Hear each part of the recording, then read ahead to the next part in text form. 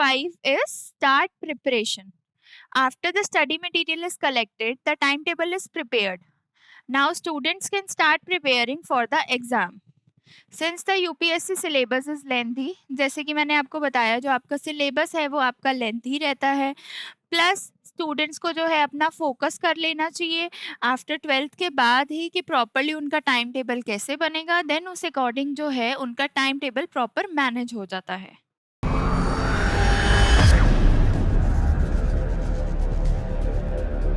Hello everyone, my self Disha. So आज का जो हमारा टॉपिक है why to start preparing after class 12th। तो चलिए आज इसके ऊपर डिस्कशन करते हैं। First of all, if you start UPSC preparation after class 12th, then you can easily prepare for the exam. अगर आप अपनी प्रिपरेशन 12th क्लास के बाद स्टार्ट करते हो, देन उसके बाद आप जो है अपनी प्रिपरेशन इजीली प्रिपेयर कर सकते हो। The next is in less time, आप बहुत ही कम टाइम में अपना प्रिपरेशन जो है वो अच्छे से कर सकते हो। With a proper study time table and dedication, you can crack the IAS exam in 1 year. Proper study time table से प्लस आपका प्रॉपर जो डेडिकेशन होता है उसके अकॉर्डिंग जो आप अपना IAS का एग्जाम है वो प्रॉपरली 1 ईयर में क्रैक कर सकते हो। You can easily cover half the syllabus while keeping yourself updated about important policies, schemes and current affairs. आप अपने आप को प्रॉपरली अपडेट भी रख सकते हो, जैसे कि आपके time to time updated current affairs आते हैं, आपकी पॉलिसीज आती हैं, आपके स्कीम्स आते हैं, तो उस अकॉर्डिंग जो आप अपनी प्रिपरेशन है वो कीप इन अ टच रख सकते हो। द नेक्स्ट इज कि स्टेप 1, पहले आपको क्या करना रहता है। पहले आप प्रॉपरली अपना स्टडी मटेरियल लीजिए। उसके बाद after aspirants have gone through the syllabus, they can start collecting the study material. The examination is very competitive and time consuming and hence civil service aspirants must gather all the right study materials to save time and prepare well.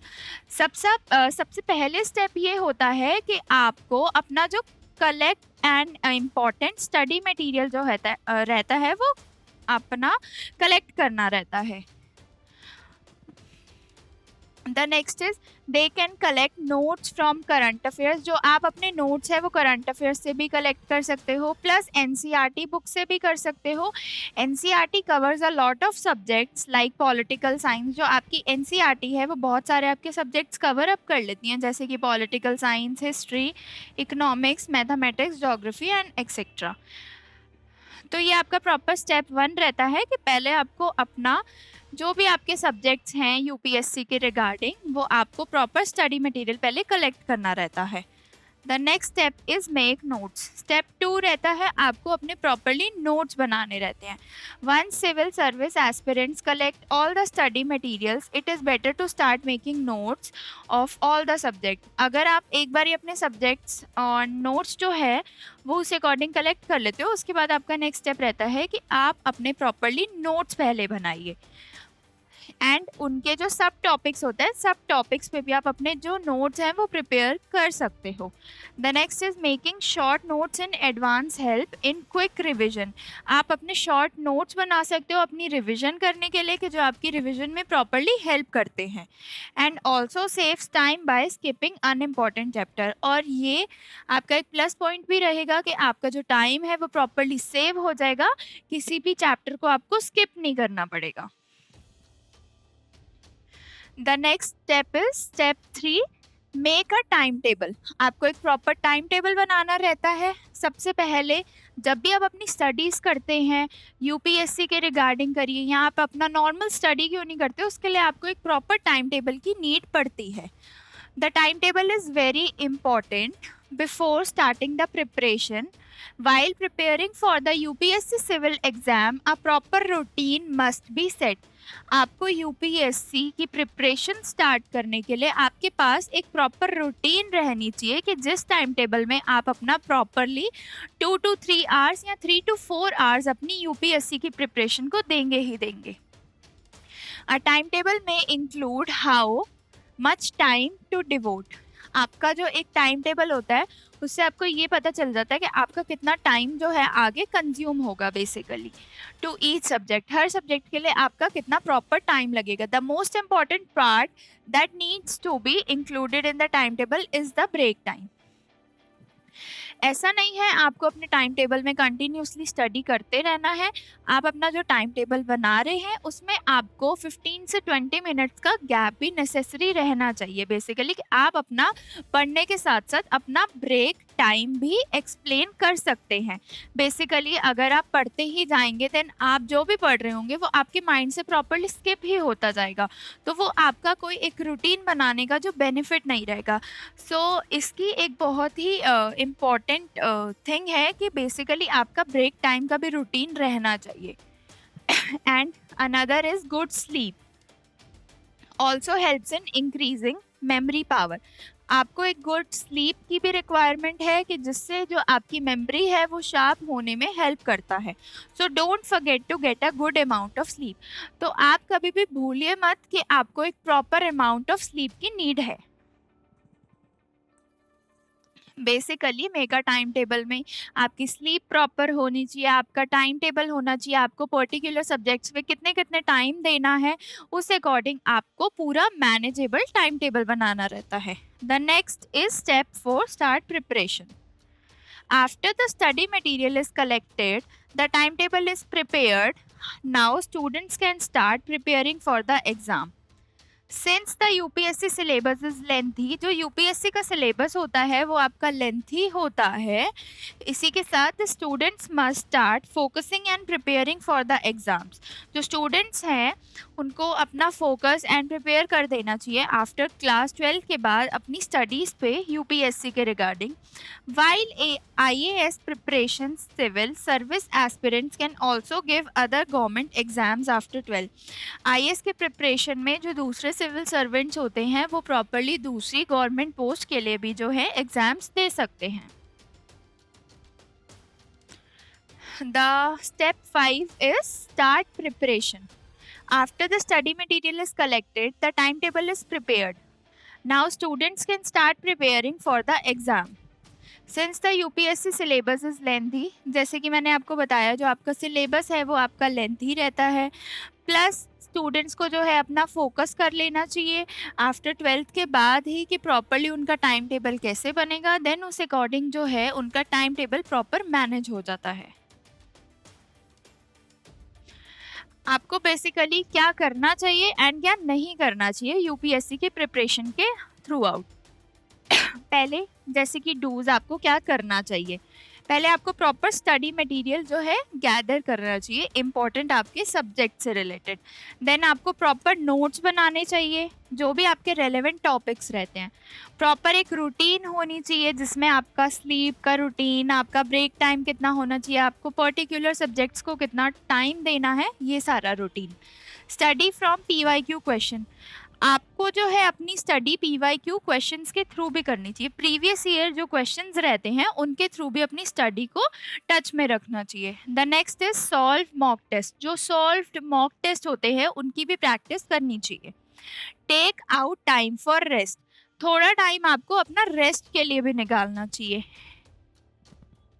And the another is आपको क्या नहीं करना चाहिए, तो ये हम don'ts में पढ़ेंगे कि आपको जैसे कि आप पहले ही एग्ज़ाम मटेरियल और स्टडी मटेरियल गैदर करने से ही पहले अपना प्रिपरेशन स्टार्ट कर देते, तो ये आपको नहीं करना चाहिए basically. Preparing without gathering study material, not taking breaks between study, जैसे कि मैंने बताया आप अपना बिना गैदर करे ही स्टडी मटेरियल ले लेते हैं एंड प्रिपेयर करना स्टार्ट कर देते हैं और बिना टाइम टेबल मैनेज करे आप अपनी सारी चीज़ें कर लेते हैं, तो ये भी आपको नहीं करना चाहिए। The next is starting preparation late, not managing time.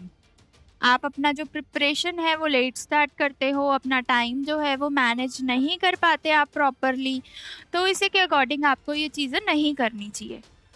तो ये प्रॉपरली आपके सारे डूज रहते हैं कि ये आपको चीज़ें अपने टाइम टेबल में सारी चीज़ों के साथ मैनेज करके चलना पड़ता है, प्लस ये आपके डोंट्स रहते हैं कि आपको ये चीज़ें जो है नहीं करनी चाहिए। मोस्ट फ्रीक्वेंटली क्वेश्चंस जो पूछे जाते हैं, जैसे कि स्टूडेंट्स पूछते हैं, what should I study for the civil service exam. आपको बेसिकली सिविल सर्विस एग्जाम के लिए क्या स्टडी करना चाहिए? Answer, there are a lot of optional subjects in UPSC that civil service aspirants can choose from, whether you are from an arts background, science background or common stream. You can choose any subjects as per your interest and depending on the difficulty level of each subject. आपको basically अपनी interest के according और subject का एक difficulty level जो है उसको proper जज करके आफ्टर दैट आपको अपना स्टडी करना चाहिए। सम ऑफ द सब्जेक्ट्स जैसे कि agriculture, civil engineering, economics, geography, history, political science, public administration, Sanskrit, law, mathematics, management, medical, statics and zoology. These are the subjects. The next question is 1 year enough to prepare for the IAS? कुछ बच्चे ऐसे भी हैं जो वो बोलते हैं कि 1 साल जो है हमारा वो इनफ रहता है क्या स्टडी मटेरियल के एग्जाम प्रिपेयर करने के लिए? Answer, if you start UPSC preparation after 12 then you can easily prepare for the exam in less time. आप जो अपना अगर प्रिपेयर स्टार्ट करना ही लग जाते हैं क्लास 12 के बाद ही, जो आप अपनी प्रिपरेशन है वो आप अपनी लेस टाइम में जो है कंप्लीट कर सकते हैं with a proper study time table and dedication. Proper study time table के साथ प्लस आपका डेडिकेशन बहुत ज़रूरी होता है इसमें। You can crack the IAS exam in 1 year. अगर आप प्रॉपर इसी मेहनत के साथ अपना करते रहते हैं तो आप जो अपना IAS का एग्ज़ाम है वो डेफिनेटली आप अपना 1 ईयर में कंप्लीट कर सकते हैं। You can easily cover half the syllabus. आप almost half of the syllabus जो है वो कवर अप कर लेते हैं while keeping yourself updated about important policies, schemes and current affairs. अगर आप अपने आप को अपडेटेड रखते हैं तो जैसे कि आपके डेली करंट अफेयर्स होते हैं, जो डेली पॉलिसीज होती हैं, प्लस जो आपकी डेली स्कीम्स होती हैं, उससे जो है आप अपना half of the syllabus cover up कर सकते हैं। And the second part of the syllabus can be completely by choosing the best optional subject in which you have in-depth knowledge. आपका जो सेकेंड पार्ट रहता है सिलेबस का वो आपके बेसिकली ऑप्शनल पर डिपेंड करता है। आपका इंटरेस्ट क्या है, सपोज मेरा इंटरेस्ट ज्योग्राफी है या हिस्ट्री है, तो ये आपके इंटरेस्ट के ऊपर डिपेंड करता है कि आपका क्या इंटरेस्ट है, एंड उसी के साथ साथ आप अपना ऑप्शनल का भी पहले से प्रिपेयर कर सकते हैं। The last question is what is the first step to preparing for IAS? The first step to prepare for the UPSC exam is to go through the entire syllabus. सबसे पहले आपको पूरा होल सिलेबस को go through करना रहता है। After that understanding the syllabus को समझना भी रहता है फॉर द एग्ज़ाम के लिए basically help civil service aspirant to collect the right material. ये आपको एक प्रॉपर हेल्प भी करता है आपका मटेरियल कलेक्ट करने में। अगर आप सिलेबस ही गो थ्रू नहीं करेंगे एंड आप स्टडी मटेरियल भी परचेज कर रहे हैं देन आपके लिए वो सफिशेंट नहीं रहेगा। सो इट्स बेटर पहले आप अपना गो थ्रू करिए कि आपका प्रॉपर सिलेबस क्या है, देन उसके बाद जो है आप अपना प्रॉपर स्टडी मटेरियल ले सकते हैं। Once you have read the syllabus, start focusing on collecting the study material instead of starting the preparation directly. आपको पहले अपना स्टडी मटेरियल कलेक्ट करना चाहिए, ऐसा नहीं करना चाहिए कि आप डायरेक्ट ही अपना जो है प्रिपेयर करना स्टार्ट कर दें। सो ये आपके लिए प्रॉपरली वर्थ इट नहीं रहता। This will save you a lot of time during your final IAS preparation.